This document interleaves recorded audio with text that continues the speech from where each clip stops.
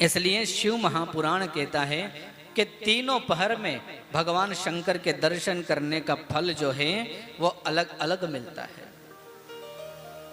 जैसे प्रातः काल, अगर हम प्रातः काल भगवान शंकर के मंदिर में जाकर भगवान शिव के दर्शन करें तो प्रातः काल दर्शन करने का जो फल है वो ये है कि जो प्राणी प्रातः काल भगवान शंकर के दर्शन करता है उसके समस्त पातक नष्ट हो जाते हैं। जितने भी पाप हैं और सब पाप नष्ट हो जाते हैं प्रातः काल दर्शन करने से।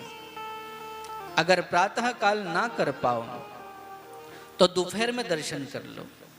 दोपहर में दर्शन करने से हमने पिछले 7 जन्मों में जो भी कुकर्म किए हैं, जो भी पाप कर्म किए हैं, दोपहर में दर्शन करने से 7 जन्मों के पाप महादेव उसी क्षण नष्ट कर देता है। अब दोपहर में भी ना कर पाऊं तो शाम के समय, तो व्यास जी कहते हैं कि जो प्राणी शाम के समय भगवान शंकर के दर्शन करता है उसका पुण्य शब्दों में नहीं कहा जा सकता। क्या नहीं कहा जा सकता कि उसको क्या मिल जाता है।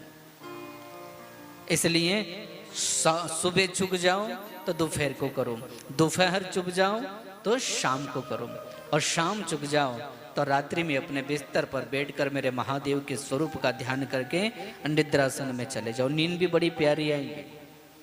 ध्यान करके सोओगे ना, वैसे तो गोली खाकर सोते हो, नहीं सोते। और कोई कोई तो इधर करवट बदलता है, कोई कोई इधर करवट बदलता है, फिर बोलता है नींद नहीं आती। अब दिन में 4 घंटे सो लिया, कहाँ से आएगी है? नहीं आती। लेकिन जब महादेव का ध्यान कर कर बिस्तर पर जाओगे तो नींद भी बड़ी प्यारी आएगी और महादेव का चिंतन भी हो जाएगा।